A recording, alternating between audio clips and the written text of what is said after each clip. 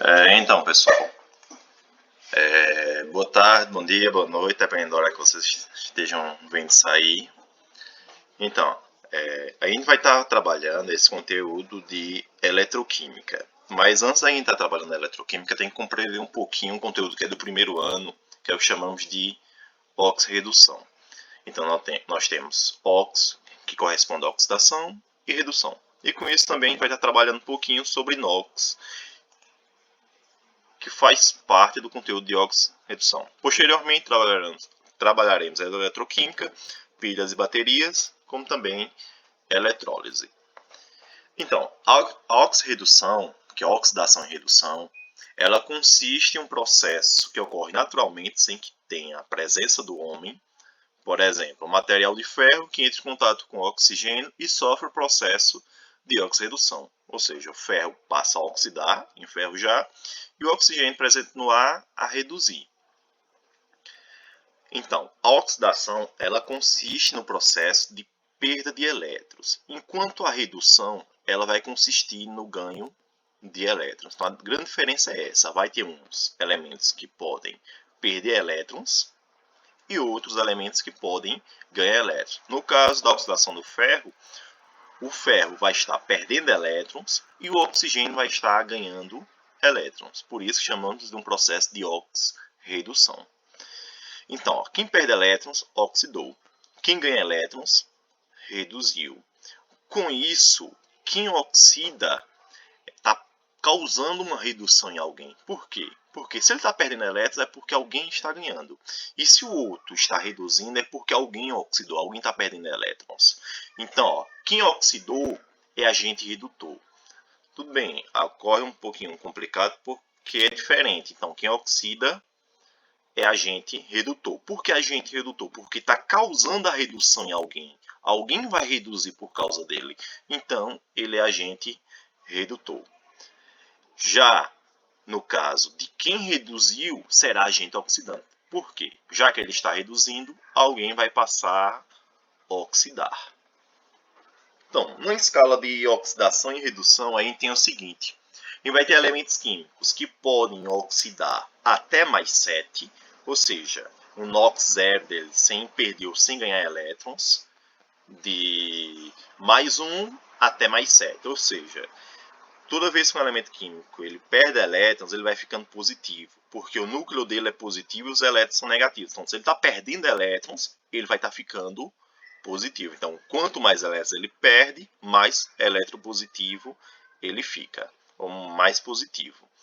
No caso da redução, também tem um NOx zero até menos 7, ou seja, elementos químicos que podem ganhar elétrons, ganhar até 7 elétrons, perdendo 1, perdendo 2, perdendo 3 e por aí vai. Por exemplo, o NaCl, que é chamado de sal de cozinha. O NaCl é formado por Na+, e Cl-, ou seja, o Na que ganhou, que perdeu elétrons, por isso que ele é positivo, e o Cl- que ganhou elétrons, por isso que ele é negativo. Então, o Na oxidou, logo perdeu um elétron, e o cloro reduziu, ganhou um elétron, certo? Lembrando algumas coisas, por exemplo, o hidrogênio, na maioria das vezes, ele é mais 1. Em alguns casos raros, ele acaba sendo encontrado no valor de -1. Mas na maioria das questões, equações e reações, ele sempre será mais 1. Porque ele possui apenas um elétron na camada valência. Então, ele vai ter uma tendência a perder esse elétron em reações de oxirredução. Já o oxigênio ele é -2. Por quê? Ele está presente na família 16A. Logo, ele possui 6 elétrons na camada de valência. Pela adquirir estabilidade, faltam 2 elétrons. Por isso que ele é -1. Então, ele está ganhando 2 elétrons. Em alguns casos raros, como em peróxidos, o oxigênio acaba sendo -1. Mas, na maioria das vezes, ele é -2. Então, a gente tem aqui a tabelazinha para comparar. A família 1A. Elementos químicos presentes na família 1A, eles são sempre mais 1. Na família 2A, mais 2. Na família 3A, mais 3. Já na família 4A, que é uma casa, uma família intermediária, ele pode ser mais 4 ou menos 4. Ou seja, ele pode perder 4 elétrons ou ele pode ganhar 4 elétrons. Na família 5A, mais 5, ou seja, perder 5 elétrons, ou ganhar 3 elétrons. Na família 6A, perder 6 elétrons, ou ganhar 2 elétrons. No caso do oxigênio, da família 6A ou 16A, calcogênios, e ele tem a tendência muito maior a ganhar 2 elétrons do que a perder 6. E halogênios podem perder 7 ou ganhar 1 elétron. Então, numa situação aqui do NOx, de calcular o NOx, o que é NOx? NOx é número de oxidações, ou seja, a gente vai avaliar a quantidade de oxidações que um determinado elemento químico ele pode ter. No caso dessa molécula, que é o ácido fosfórico H3PO4, sabemos o seguinte, que o NOx dela, de uma molécula neutra, total, quando a gente calcular, tem que ser igual a zero. Então, cada hidrogênio, a gente viu que cada hidrogênio ele corresponde a mais um. Então, eu tenho 3 hidrogênios aqui. Então, se cada hidrogênio corresponde a mais um vezes 3, eu vou ter um valor de mais 3. E a gente viu que cada oxigênio corresponde a menos 2. Eu tenho 4, então são 4 vezes menos 2. Então, se a gente tem 4 vezes menos 2, vai dar menos 8. Então, se uma questão estivesse trabalhando, perguntando qual era o NOx do fósforo, nessa molécula, a gente teria que lembrar que o total tem que ser igual a zero, calcular o que a gente já sabe, que é hidrogênio e oxigênio, ou seja, mais 3 e menos 8, que vai dar um total de menos 5. Sabemos que a molécula tem que ser igual a zero. Então, se aqui é menos 5, se o somatório de hidrogênio com oxigênio é menos 5, o fósforo tem que dar um resultado em que, somado a esses outros dois, o NOx total seja zero. Então, o NOx do fósforo será mais 5. Se menos 3 menos 8 é menos 5, para que seja igual a zero, o NOx do fósforo será mais 5. E quando temos em reações? Em reações a gente vai ter várias situações diferentes, várias condições diferentes. Lembrando que elementos químicos que a gente já conhece como oxigênio e hidrogênio, o NOx sempre será mais 1 para o hidrogênio e menos 2 para o oxigênio. Elementos sozinhos, isolados ou ligados a ele mesmo, e o NOx dele sempre será zero, certo? A não ser que ele esteja ligado a outros elementos químicos, mas a ele mesmo, ou ele sozinho, o NOx sempre será zero. Então, no caso do fósforo, o fósforo ele tinha aqui o NOx zero e ele passou a ter um outro NOx, que essa molécula é igual à molécula anterior, então ele passou a ter o NOx de mais 5. Então, ó, inicialmente ele era zero, depois ele passou a ter um NOx de mais 5. Então, o número de oxidações dele foi mais 5. Nitrogênio. Nitrogênio, eu tinha aqui, ó, ele está dentro de uma molécula, um pouco mais complexa, e passou a se tornar apenas um óxido, o óxido de nitrogênio. Ele era aqui dentro dessa molécula mais 5, por quê? Cada oxigênio é menos 2. Menos 2 vezes 3 vai dar menos 6. Menos ser mais 1 do hidrogênio, menos 5. Logo, o nitrogênio tem que ser mais 5. E ele passou a ser mais 2. Por quê? O oxigênio é menos 2, só tem 1 aqui. Então, para que a molécula seja igual a zero, o nitrogênio vai ter que ser mais 2. Então, ele era mais 5, ele passou a ser mais 2. Então, o número de oxidações dele nessa reação foi de menos 3. Por quê? Ele passou a ganhar 3 elétrons. Era mais 5, passou a mais 2. Então, ele ganhou 3 elétrons. Então, isso é o que chamamos de número de oxidações em reações químicas.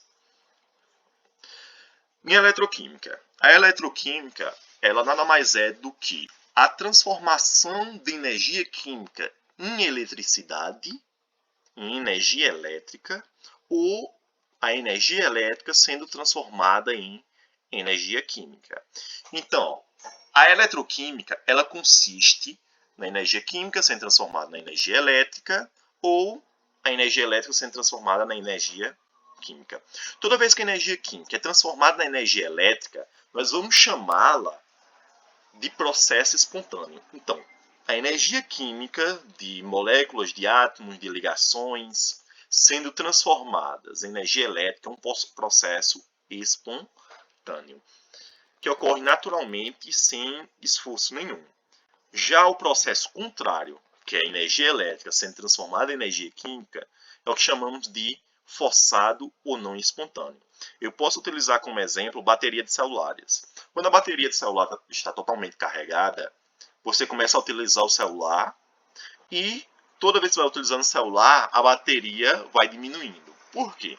Porque eu tenho a energia química presente nos elementos químicos da bateria, sofrendo um processo eletroquímico, ou seja, a energia química da bateria sendo transformado em energia elétrica por um processo chamado de espontâneo, ocorre naturalmente. Então você vai usando e vai ocorrendo isso.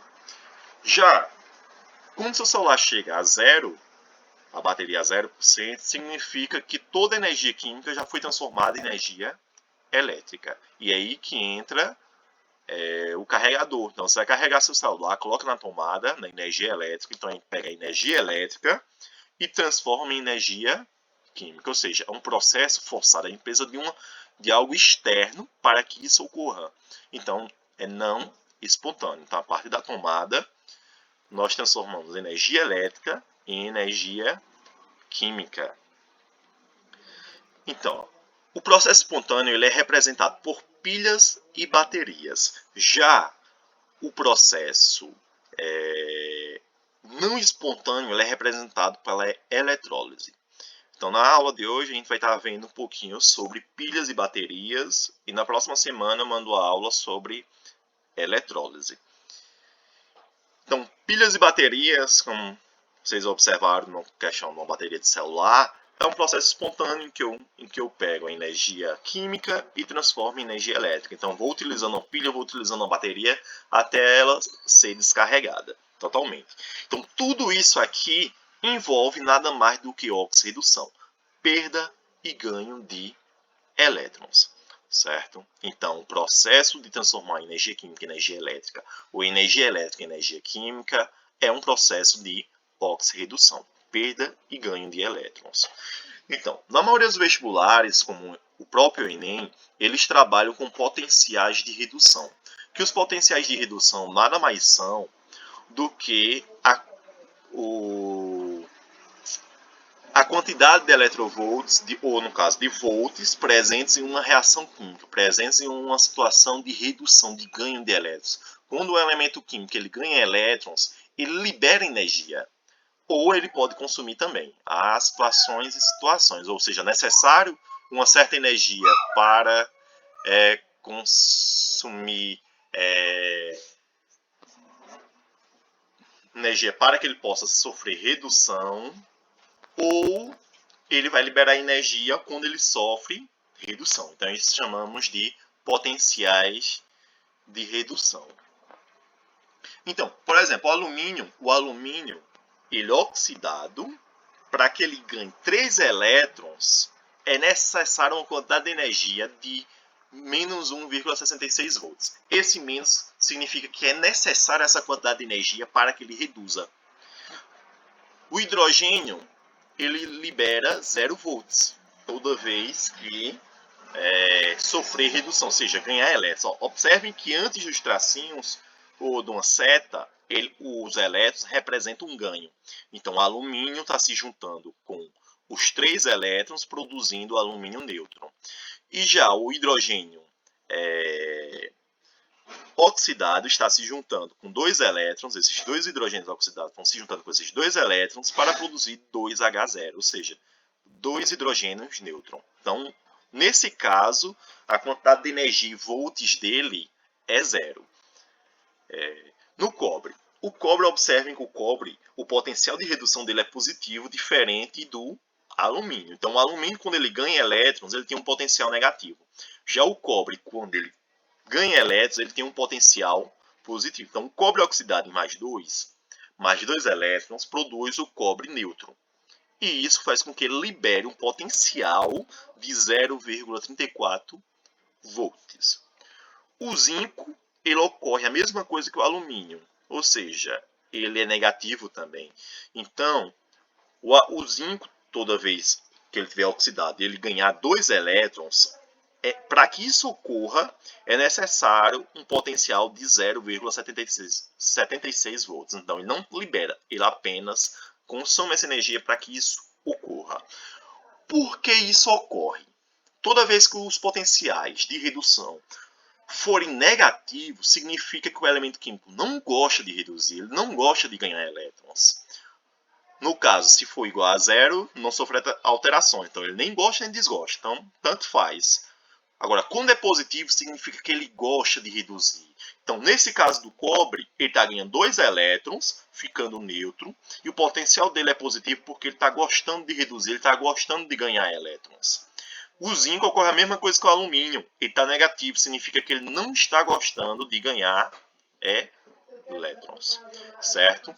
E com isso a gente pode entender o seguinte. Existem elementos químicos que gostam de ganhar elétrons e existem elementos químicos que gostam de perder elétrons. Então, se nesse caso ele está ganhando e é negativo, se eu fizesse o inverso, se eu trocasse o alumínio para esse lado, ou seja, se fizesse, em vez dele reduzir, ele oxidasse, aqui o símbolo seria positivo. Então, se eu invertesse a equação, eu invertia também o sinal. A mesma coisa com todos esses outros elementos químicos. Em pilhas e baterias, que é um processo espontâneo, eu vou ter sempre que ter alguém que goste de reduzir com alguém que goste de oxidar. Para que a pilha funcione de forma eficaz, eu tenho que juntar os dois. Alguém que gosta de reduzir e alguém que gosta de oxidar. Utilizando os termos mais extremos, alguém que gosta de dar com alguém que gosta de receber. No caso, são os elementos químicos. Então, o cobre, nesse caso, ele é positivo porque está gostando de receber. O zinco, não. O zinco ele tem um potencial negativo porque ele não gosta de receber. Logo, para montar uma bateria com esses dois, ou uma pilha, é necessário que um esteja reduzindo. No caso, eu posso pegar o cobre porque ele já é positivo, então ele está gostando de reduzir. E o zinco, eu vou fazer o processo contrário.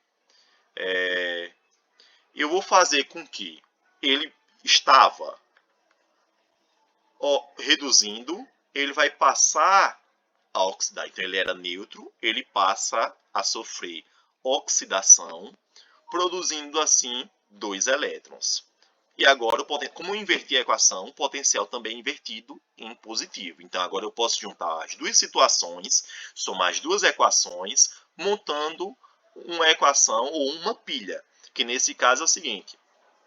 O cobre oxidado com zinco neutro faz com que o zinco neutro sofra oxidação, ou seja, perda elétrons para o cobre, e o cobre sofra redução, ou seja, ganha elétrons do zinco. Então, o cobre passou agora a estar neutro e o zinco passou agora a estar oxidado. Então, o potencial de redução, nesse caso, é o somatório dos dois potenciais, que é mais 0,34 volts mais 0,76 volts, que vai dar um total de 1,0 volts. Então, esse seria o potencial elétrico de uma pilha formada de cobre e zinco. Certo? Aí vocês podem perguntar, por que os elétrons não estão, como estavam aqui, não estão presentes dentro da reação? De certa forma, eles estão presentes, ou seja, eles estão presentes dentro do elemento químico que vai perder para o outro elemento químico. Então, o zinco tinha 2 elétrons aqui, ele passou a ser mais 2, por quê? Porque ele perdeu os 2 elétrons dele para o cobre. Então, nesse caso, o cobre, como ele reduziu, ele ganhou elétrons, como ele está ganhando elétrons, ele é o que chamamos de cátodo. Ou também, e no caso do zinco, como ele está passando a oxidar agora, ou seja, está perdendo elétrons, quem oxida é chamado de ânodo. Então, reduziu cátodo, oxidou ânodo. Ou ainda, em algumas situações mais populares, chamamos o cátodo de polo positivo e o ânodo de polo negativo. Então, polo negativo é aquele onde vai conter elétrons sendo oxidados, sendo liberados, e o polo positivo é aqueles que conterão elétrons sendo recebidos. Ou em ainda uma situação como, por exemplo, de uma tomada, a gente sempre vai ter um polo negativo e um polo positivo. Um polo em que a gente pode levar um choque, um polo que a gente não vai receber nada. Por quê? O polo negativo, como ele está oxidando, ele está liberando elétrons, está liberando corrente elétrica, então leva um choque. Já o polo positivo não. O polo positivo apenas recebe os elétrons. Então ele não contém elétrons em si originalmente, ele recebe os elétrons. Então chamamos de polo positivo. Então, se tiver dois que têm a mesma preferência, ou seja, se eu tenho dois elementos químicos que todos os dois gostam de oxidar ou todos os dois gostam de reduzir. No caso, alumínio e zinco. Eu tenho aqui o alumínio reduzindo é negativo e eu tenho o zinco aqui reduzindo também, que é negativo, ou seja, os dois não gostam de reduzir. Então, preferencialmente, nenhum dos dois iam querer reduzir. Mas se eu for formar uma pilha com esses dois, é necessário que alguém reduza e alguém oxide. Então, quem vai oxidar? Aquele que tiver a maior preferência de oxidação, ou seja, aquele que tiver o maior valor negativo. No caso, é o alumínio. Então, o alumínio ele vai passar agora a oxidar. Então, ele estava antes reduzindo, ganhando elétrons para ficar neutro. Agora, ele está neutro e sofrendo oxidação, ou seja, perdendo elétrons. Então, o valor dele era negativo, passou agora a ser positivo. Eu inverti a equação eletroquímica, logo ele passou a ser positivo. Então, quando eu somar esses dois, eu vou ter um potencial diferente, porque um vai continuar negativo e o outro positivo. Porque um dos dois tinha que continuar reduzindo. Não tem como um material, uma pilha, os dois reduzirem ou os dois oxidarem. Um tem que reduzir, o outro tem que oxidar. Só que existe um erro aqui de cálculo. Por quê? O zinco ele está ganhando 2 elétrons e o alumínio está liberando 3 elétrons. Então significa que o zinco só precisa de 2 elétrons e o alumínio está liberando 3. Então existe uma sobra de elétrons. Então dentro de uma pilha, dentro da bateria, não pode existir essa sobra. Então a gente tem que igualar esses valores pelas quantidades. Ou seja, eu vou ter que multiplicar essa equação aqui por um valor, que multiplicando essa equação também por outro valor, seja igual. Então, a de cima eu vou estar multiplicando por 3 e a de baixo eu vou estar multiplicando por 2. Ou seja, 3 vezes 1 vai dar 3. Tinha 2 aqui, 3 vezes 2, 6. 3 vezes 1, 3. No caso do alumínio é 2. 2 vezes 1, 2. 2 vezes 1, 2. E 2 vezes 3, 6. Então, observe que a quantidade de elétrons agora são iguais. Então, eu tenho 6 elétrons aqui e eu tenho 6 elétrons aqui. Mas, professor, os potenciais, mesmo multiplicando as equações, continuaram iguais, não foram modificados. Correto. Em caso de baterias em sequência, sistemas em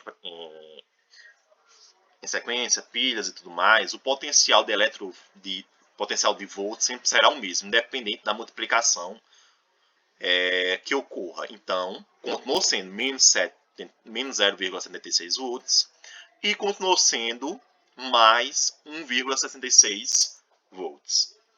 Que nesse caso a gente vai ter um potencial elétrico dessa pilha de 0,9 volts. 0,9 volts. Então, isso aqui é o que chamamos de pilha ou bateria. Então, essas pilhas ou baterias são sempre formadas dessa forma. Alguém que gosta de reduzir com alguém que gosta de oxidar. Então, qualquer coisa, pessoal, você entre em contato comigo. Próxima semana eu envio aula de eletrólise. E obrigado.